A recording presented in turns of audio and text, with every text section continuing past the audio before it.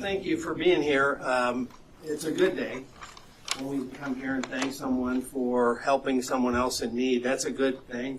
And when the outcome is such that it was, where everybody went home, that's the best outcome. That's what we hope for in our world and our business. And so it's always exciting when we have a chance to be here and talk about good things.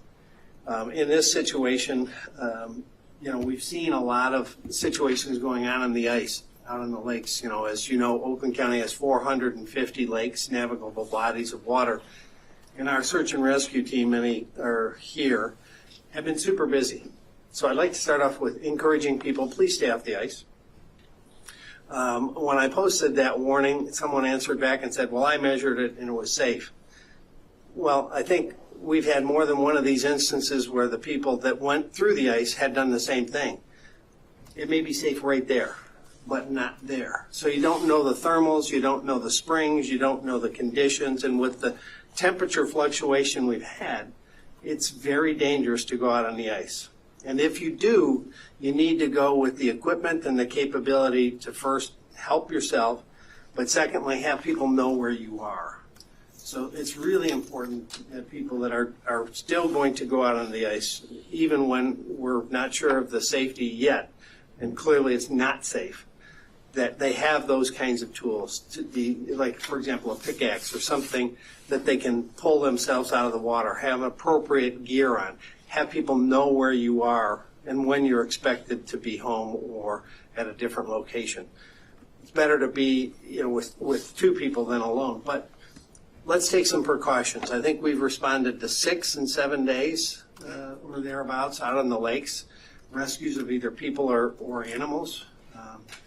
Sadly, we've had a family dog perish that went through the ice, and it became a recovery, and they were able to get the dog back to give the family closure. But that's not what you want when you go out for a nice day, for a walk or on a snowmobile or whatever the case may be. You don't want to end up being in danger, or worse yet, having someone in your family die or a pet die. So please, please, please exercise caution. So my little rant on safety is over, but I really encourage people, please be safe.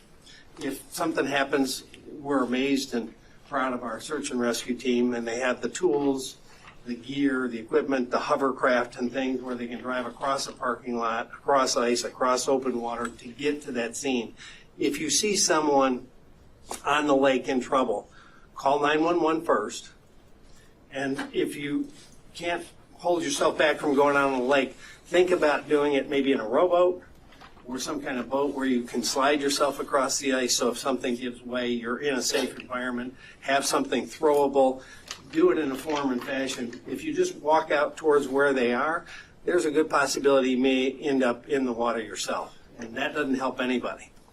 And thankfully, because of what happened in this situation with Wade, it was quick and timely, his response, because hypothermia sets in, and then you start to lose dexterity in your fingers, and even if you have equipment, you may not be able to manipulate it to get it out, or even grab something if they throw it to you. So it happens very quickly. It's not like the movies. So with that done, I would like to ask Mr. Wines to come up, and in person, thank you for stepping up. Thank you. And providing the activity that you did to save a life. There was good probability, had that individual been left in the water for any period of time, hypothermia would have set in, and we could have lost somebody. So congratulations and thank you. Thank you. Yeah.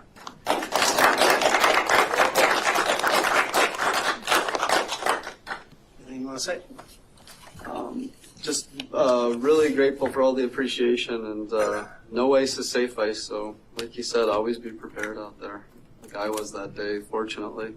Tell them the gear you had. I was impressed. Yeah, so I had a striker ice fishing suit on, which has some buoyancy, and I had ice spikes around my neck that every ice fisherman or people recreating on the ice should have, in my opinion. I just went out and bought 4 pairs because we lost my pair that day. Can you walk us through what happened? Yeah, I just finished ice fishing, and they wanted my children wanted to go ice skating, so we have a skating rink that we kind of build every year, and we had some fresh snow Saturday evening, and I think that's probably what covered that bad spot of ice to begin with. And you know, I was just clearing off the ice rink, and I looked up. I heard the snowmobile rev, and when I looked, he was kind of, you know, straight up in the air, you know, going down. So I just took off running, got my phone out of my bibs, and called 911 on the way over. Was able to get, you know, sprawl out and get those ice spikes in his hands so he could at least hang on to the ice. And my neighbor Jim actually came out and threw a rope to me, and that, I was able to get that around him, and that's how we were able to actually pull Adam out of the water. So the important part is he had the right equipment. He ran to help, which is amazing, but he ran with the right equipment. If somebody just saw it and ran there well-intentioned, they could have gone in and made things worse. He had the suit, he had the spikes, he had the things that I talked about before he stood up. So good on him on 2 counts, being prepared and doing the right thing and saving a life. Yeah, for sure. Wait, you seem to have been prepared for this. What do you do for a living, if you don't mind me asking? I'm a physician assistant for orthopedic surgery at Henry Ford. In the medical field? Yeah. When you heard that revving and saw that snowmobile going down, what was the first thing going through your mind? In retrospect, I don't know. I heard him yell help, and I just seemed to kind of kick in action. I surprised myself, to be honest with you. The ice was cracking and things, and so afterwards, you know, it was pretty emotional, thinking, you know, I put myself in danger going out there. But I'm just glad it had a good conclusion. I'm sure the family's pretty proud, but they were probably a little concerned too. I think right? I was yelling from the deck, "Don't go any closer." He didn't hear me, you know. Husband selective hearing. Yeah, that's the thing. I'm assuming you live on the lake, right? We do, yeah. So he's from Holly Village. Actually, we've got Chief Nars from Holly Village here. And, you know, as I said, there's lakes throughout the county. We responded to another snowmobile through the lake in a different community. So we'd like to make this less common and have a safe and fun winter out on the ice. But if you're going to go out, go with the right equipment, go with the right tools, have people be aware. In the other situation where the person went through the ice on a snowmobile, thankfully he didn't go as deep, fully into the water like this case, and he was able to get to a phone and call for help, but he couldn't get out. He was stuck. So we got lucky in both cases. In this case, probably lucky because it was so deep that when the guy went through, the snowmobile would have pushed him to the bottom and stuck him if it was shallower. This was deeper, and in the other one it was shallow and allowed him to get to his phone. So luck strikes twice. Let's not count on a third time. Do you find more accidents on ice come from people that are on snowmobiles that are going across and can't gauge, or people that are walking on the ice and go where they shouldn't? You know, obviously a snowmobile, when you add vehicular weight, it adds the propensity to go through the ice, especially if, you know, the ice thickness varies. And so obviously that's a concern. A lot of people do a lot of diligence before they go out on the ice with their machine, but they may not, obviously, and they cannot know every spot they may drive over unless they physically test it in all those spots. So, you know, that's why our winters have been so up and down lately with the temperature. We haven't had the hard freezes. I remember when I was a kid and when we had young kids, we had harder freezes. And, you know, you could go out and be confident that you could drive a snow machine or even a four-wheeler out there, set up a shanty.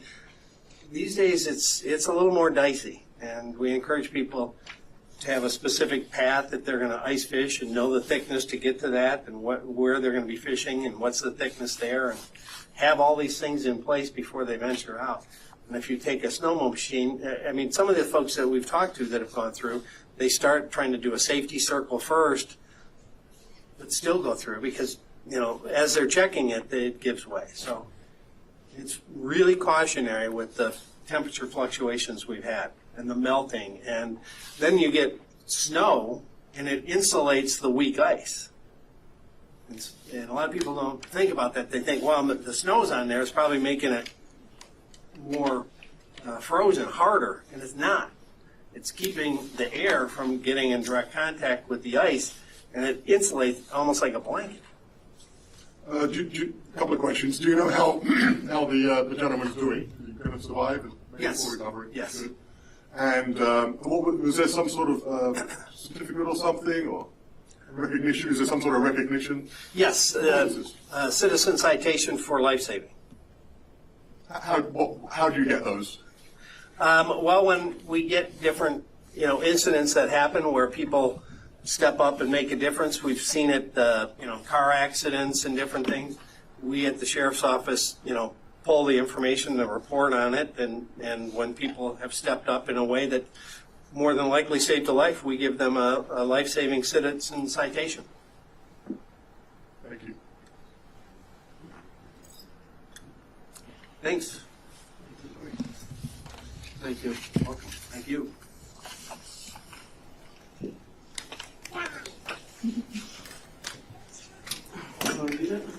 Can I get a picture? I was at a thing. Oh, okay. Thanks. Okay. Oh, yeah.